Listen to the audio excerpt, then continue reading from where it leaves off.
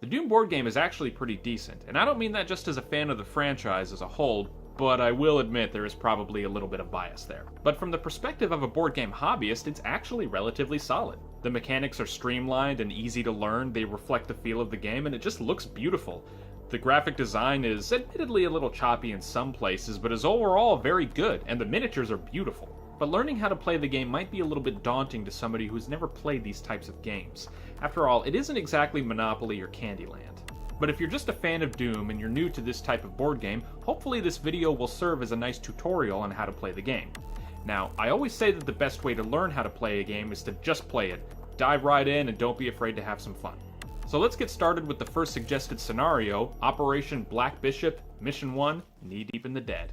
So the first thing that you're going to want to do is you're going to want to select one of the 4 different class cards. This will basically determine who you are in the game.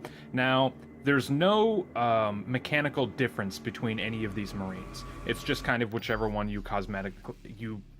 it's basically just any one you cosmetically want to decide on. So I'm going to go with Charlie right here, because that's the miniature that I most recently painted for my Let's Paint a Mini part on the channel here.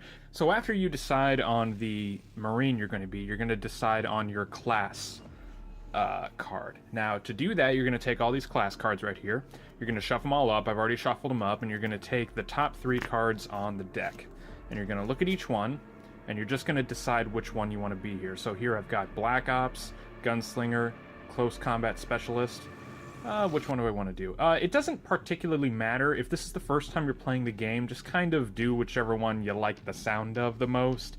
They're all pretty mechanically balanced. There's not really one that's any better than the other. What I'm going to go ahead with, though, is I'm going to go with this Close Combat Specialist here that says, while you're attacking within 2 spaces, change the face of any die. Because die manipulation is really good. Okay. The next thing that you're going to do is you're going to take your squad card, or squad cards, depending on the type of game that you're going to be playing here. That's these cards right here. Now, in this particular example that I'm going to be running you through, we're going to just go ahead and do the solo operative. That's just one Marine. Don't really worry about what's going on with this text here. You can refer to that when you start actually playing the game. But yeah, it's just going to be one Marine against the whole demon swarm here, so we're doing solo operative. After we've chosen the squad card, you're going to decide on your weapons. Now, you take these little weapon tokens right here, and they have kind of predetermined ones that you can choose from, but it doesn't really matter. It's just kind of up to you. So you've got the plasma rifle, the combat shotgun, the burst rifle, the static rifle, the super shotgun, and the heavy assault rifle. Again, it doesn't really matter what you choose. It's just kind of a matter of personal preference here. Now, they've all got different stats. The plasma rifle doesn't do a lot offensively. It's got decent defense, but it's got a lot of debuffing effects. Pretty much all of the cards have some sort of way to let you do stun attacks. This combat shotgun is not particularly great offensively, but it is very good defensively. You can determine what the defense are for each of the cards, for each of the weapons, by looking at the number of shield icons on each card here. Those will come up whenever you start defending. So the combat shotgun here is really good. The static rifle is also really good, followed by the plasma rifle, then the heavy assault rifle, or the plasma rifle and the burst rifle, and then the heavy assault rifle. And the super shotgun is the weakest defensively, but it is also very, very clearly the strongest offensively. It does the most damage. And just deals a lot of damage really quickly. So tell you what, just for this sake, we're going to go ahead and do the super shotgun, since we chose that close combat specialist. And then I think that if we want to make up for the lack of defense, we can go ahead and pick the combat shotgun here. So let's go ahead and do that. When you choose your weapons, you just choose 2 weapons. You choose 2 of these little cards, 2 of these little icons here. The rest of the cards all just get thrown back in the box. You don't worry about those. Okay. But with the weapon, each weapon token, there's 3 cards to go with each one here, and they're going to be numbered and labeled at the bottom of the card there. So you're looking for 3 cards here total, 1, 2, and 3. So that's everything that you need right here. So you've got your super shotgun. For your combat shotgun right here, you've got 1, 2, and 3, and you're good to go. So you're going to take those there. Last up, you're going to take your generic, just sort of UAC Marine cards. That's determined by this little UAC logo right here. And there are 4 cards. And these cards all just get put together. It's going to be 10. And then you're going to shuffle them together. This is going to be your combat deck, basically. This is your deck that lets you do things throughout the game. So once you've got this set up, once you know who you are, once you know what class you are, and once you know what your squad card is here, you're pretty much good to go. So with that, we're going to go ahead and set up the board. Alright, so once you've got the board overall set up here, the demon player is basically going to do all of his things in order to actually get everything going. Luckily, if you're a first-time player and you're a Marine, you don't need to worry too much about that. But basically, the demon player might do some stuff before the game actually starts. In this particular example, we are using this particular card here as part of the scenario, which is Infestation. Each scenario is going to have one of these types of threat cards here. They determine how and when the demons will get spawned. As a Marine player, you don't need to worry about the mechanics of these cards. Leave that to the demon player. Unless they cheat. In which case, figure out what you're doing. Then get new friends to play board games with, because that is obnoxious. So the demon player is straight up just going to summon from these two demon tokens right here, these portal tokens. These are spawn points. That's where demons are going to come from, so that's what you want to look for. So once the demon player has summoned all of the demons that he's going to use onto the map here, in this particular example, this sample collection right here, what you want to do as the Marine is that you want to gain the objective token. The objective token is this thing right here. Now, each scenario is also going to have one of these objective cards right here. They determine what your goals are for the game. Some are a little more difficult to figure out, but this one is pretty simple. After you have a more firm understanding of the mechanics of the game, you should be able to move on to future scenarios from here.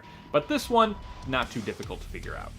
That's basically the first thing that you want to worry about right now, is just get to that thing, and then you'll deal with the rules as they come. There's some text here for what to do when you get there, but for now you just want to smash all of the demons. That's pretty much it.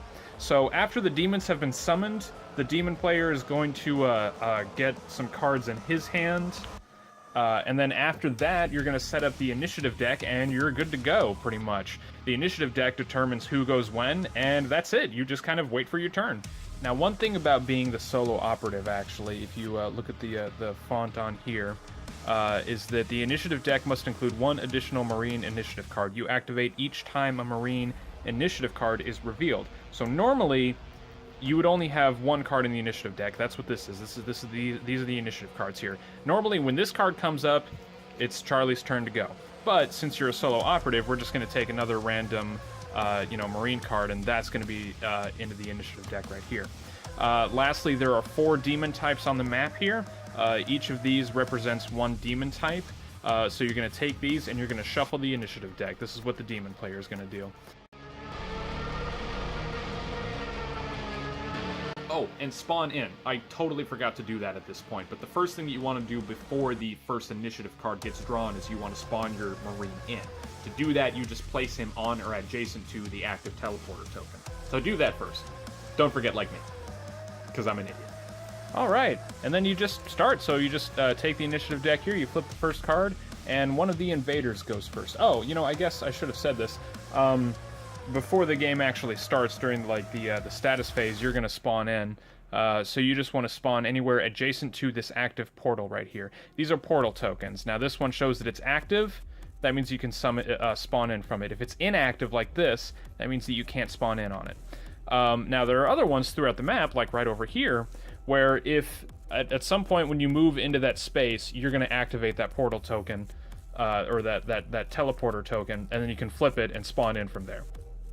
So you're going to spawn in right here, and the invader gets to go first. So the invader is going to choose one of the demon cards that he has amongst his deck, and when he would have them normally he would have this just like face down, but he's going to exhaust one of these. He's going to place it sideways. That means that he's going to activate it during that turn. Now the Cacodemon has a speed of 5, and it flies, which means it can move past these borders right here. So each tile has, it's kind of hard to see, and this is admittedly a poor graphic design choice, but each tile has sort of a black border on it. You can't move through that black border, and it blocks line of sight. We'll get to line of sight later on.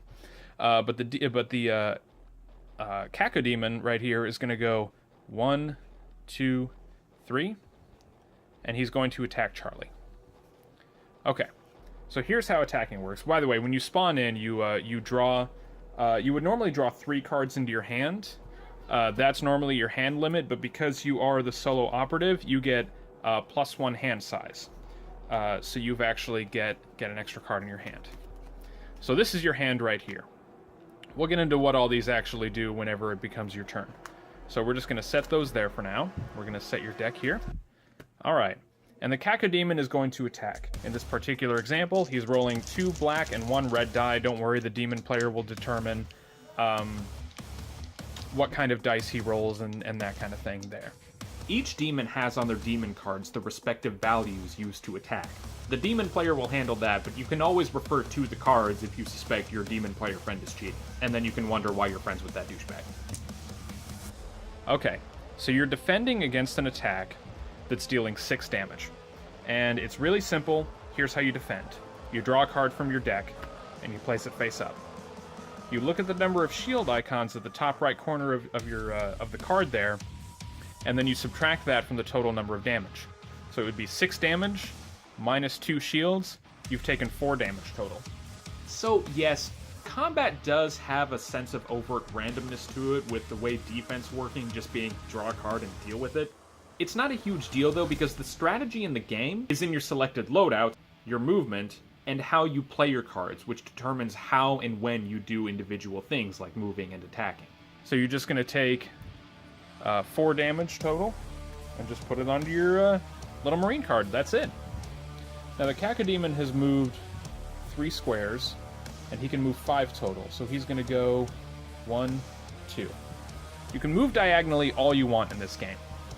The only instance of you not being able to move diagonally is when something that would prevent you from moving, like this dotted red line, this solid red line, or the solid black lines, you can't move diagonally through a corner that has one of those lines on it. So you can't move diagonally from here to here, but you can move diagonally from here to here, okay? Just like you can't move diagonally from here to here because of this black corner right here, okay?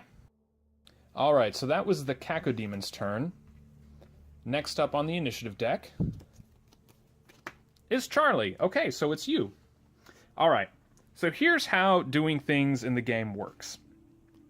You look at your cards right here, your hand, and your cards are going to have different symbols on each one. This little symbol right here, it's kind of a small arrow. That's a free action. You can play any number of those cards each turn that you want. Now, normally, these main actions right here, you can only play one of those per activation. However, you being the solo operative, during the activation, you may perform 2 main actions if you do not perform the sprint action. Sprinting is something that you can do if you don't have a lot of other options. You can discard one card from your hand that just moves 6 points. Every Marine can do that, but that's one thing. So you're just going to choose basically one of these main actions, and you get to look at 2 different figures on there. You get to look at speed. That determines how many squares you get to move. And then range is what you get to deal with when you're attacking. So let's say I want to use this super shotgun, because you can. So let's do that. Let's use up close and personal. Now that gives me a speed of 4. So I can move 1, 2. Alright. And now we can look at the attack figures on there. The range is 3, so you need to be within 3 squares of the attack. That Cacodemon is within 3 squares, so we're going to go ahead and do that. And the way that you deal with attacking is that you look at these little squares on the bottom of the card right there. In this case, it's 2 black and 1 red, so you're going to roll 2 black and 1 red die. Okay. And don't forget, you've got this close quarters specialist. If you're within 2 spaces of any attack, you may change 1 die to any face. So it doesn't really matter which one we change here, but let's just change this one to 3. There we go. So the Cacodemon is taking 6 damage. Now, the demon player gets to defend from his own type of deck, so he's going to draw that there. Now, unluckily, he drew 3 shields for his defense. That means it takes away 3 damage. So when you normally would deal 6, the Cacodemon is instead only taking 3 damage. So the demon player is just going to take one of these little 3 damage icons and just kind of put it right next to the Cacodemon there. And that's it. Alright, that's one main action that you've used, but being the solo operative, you can play another main action. So I'm going to play this shotgun maneuver right here. It gives you 4 speed. I can tell you what, I'm going to put that right there. Gives you 4 speed, and it lets you do an attack with 1 black and 1 red die. It's actually handy to place each card that you've played during an activation just right in front of you, in front of your play area, because your speed values on those cards are actually accumulative. Let me explain. Now, here's the neat thing about this, is that every card that you play throughout your activation, those speed points are actually cumulative. That means that you can just, if you play these 2 cards, you can just move 8 squares. And it doesn't matter what order you do that in. Now, if you remember correctly, he only moved 2 squares. So he still has 6 squares that he can move after this. Alright, so I'm going to use that shotgun maneuver attack. Okay, and with that close combat specialist, I'm going to change this 1 to a 3. So the Cacodemon is defending against an attack of 4 damage. And he only drew 1 shield. So that means the Cacodemon takes 6 damage. Well, if you look at his card here, he's only got 6 health. That means that Cacodemon is splat. He's dead. So he just gets removed from the board. And that's it. Now this card that the demon player would normally have, he's just going to flip it face down. That Cacodemon is no longer a threat.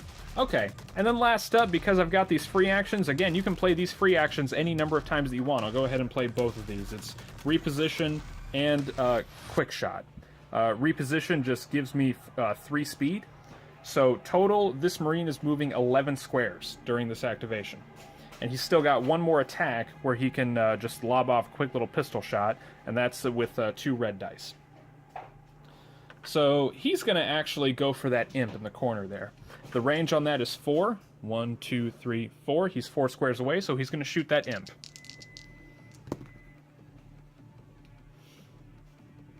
So the imp is defending against an attack of 3. He drew 2 shields. That means that imp only takes 1 damage. Okay. Simple as that, right? Alright. Now, again, you've still got plenty of movement left, because you only moved 1, 2 squares, right? So let's go 3, 4, 5. Now, this is where we get into glory killing of the game. So every single monster card has a little figure right below its health there. That's the stagger value. That means that when the demon takes that much damage, it can be glory killed. So in this case, it's only 1. Well, that imp has taken 1 damage, so he can be glory killed.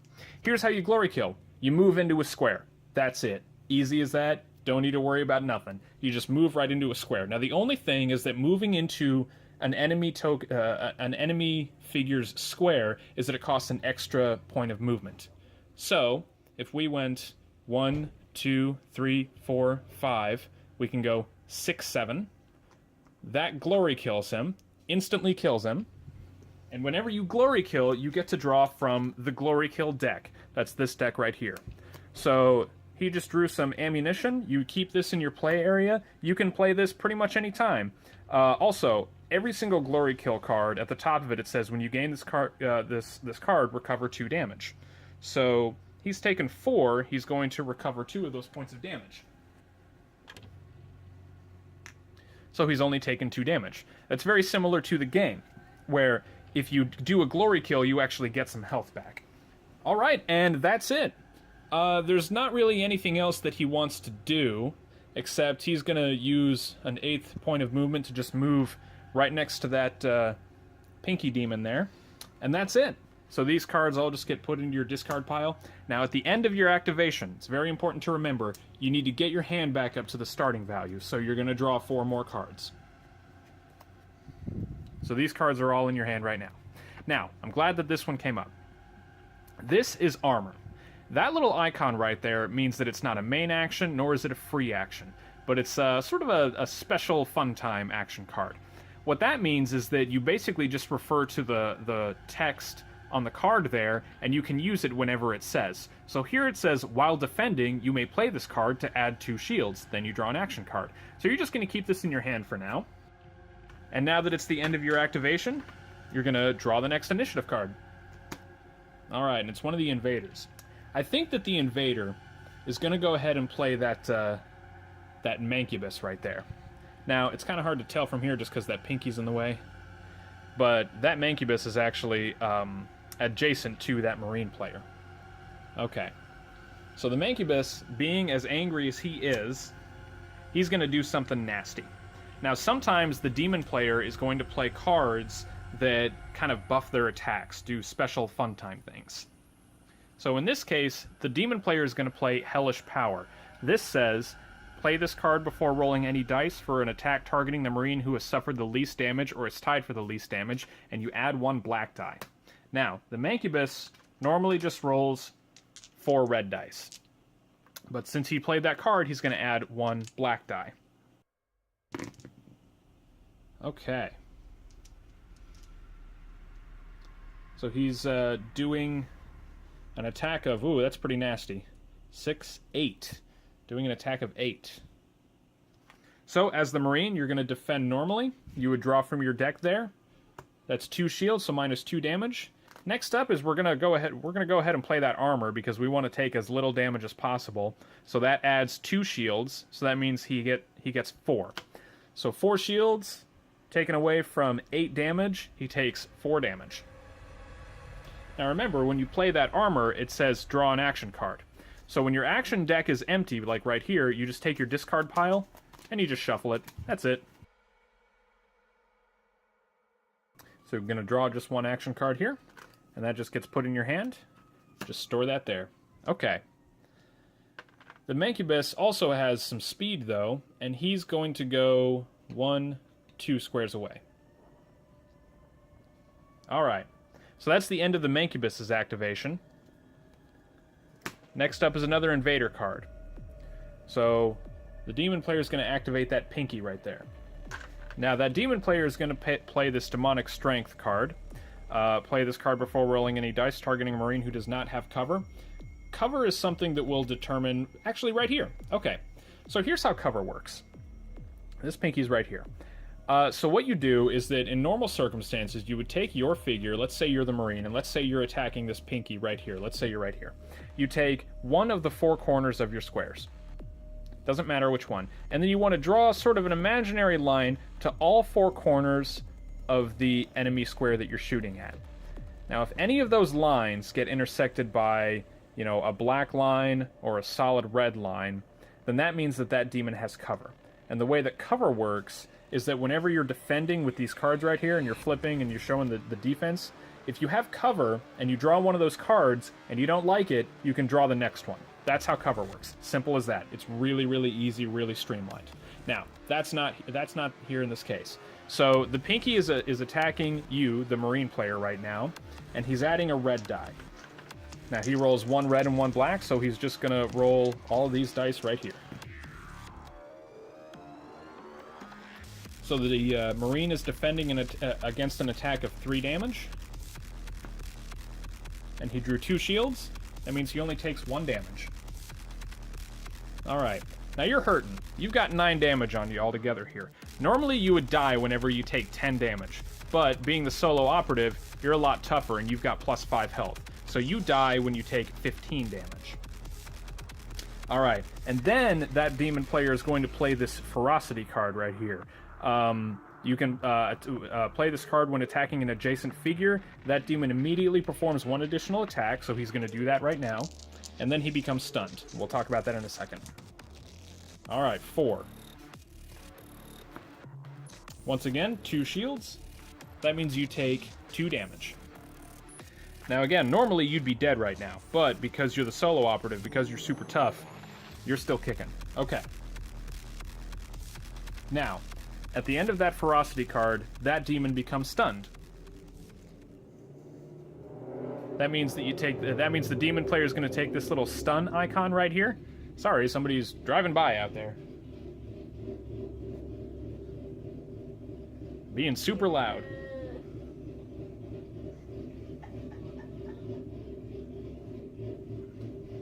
I'm gonna wait for him to leave. I curse you to eternal damnation, O loud neighbor of mine. Okay, that's better. Well, anyway, so the demon player is gonna take this little stun icon right here, and he's just gonna put him, you know, right next to that little pinky unit right there. So, when a figure becomes stunned, whether it's a demon or you as the Marine player, that means that either the next time you attack or the next time you defend, whichever one comes first, something happens. If you defend, the first thing that happens is you defend. You just don't draw a defense card. You just take the damage. Then you become unstunned. Okay, you remove that token, you move on. Alternatively, if the next thing that you do is attack, if you attack before you get attacked, you're just going to remove one die of your choice. So, getting stunned is something you generally want to avoid, but it will still happen. That Pinky can still move, though, so he's going to move 1, 2, 3. Tell you what, let's just imagine, for kicks and giggles, because this is a tutorial, you're here to learn how to play the game. Let's say that last attack actually killed you. Let's say that you took enough damage to actually get killed. So what you're gonna do is you're just gonna remove your token from the board. The demon player is gonna get one of these frag tokens. Now every scenario is just the demon wants to get frag tokens. As soon as the demon player gets 6 of these, they win the game. Okay, now let's say you die. Alright, you remove all of the damage tokens. You take your hand, as well as everything in your discard pile, and your deck, and you just shuffle everything back together. Just put that back the way it was. Let's say that Pinky is still stunned. Alright, and that's pretty much all you need to know for now. And then the way that works is that the next time that you activate, you're just going to appear on one of the teleporter spaces. So let's say you died, it's the end of that Pinky's activation, you just move on. Well, look at that. It's your turn again. So, after you get fragged, and you get to reappear, you can just reappear anywhere adjacent to the teleporter. So, you can just reappear right here, and you're going to draw your hand back up to the starting value. So, you're going to draw 4 cards. Alright, and you're probably really, really upset now. So, you're probably going to play this up close and personal, where you can move 4 speed, and then you go ahead and play this double barrel blast, because you can play 2 main actions, and then you'll just play this free action right here.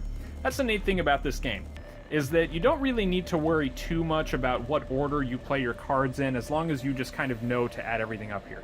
Now, you've only got 4 speed, so he can only move 4 squares, but he's going to do it. So he's going to go 1, 2, 3, 4. Alright. So now he's going to attack with that up close and personal. Now, it's only got a range of 3, but that's okay, because he's 3 squares away. He's 1, 2, 3. Okay?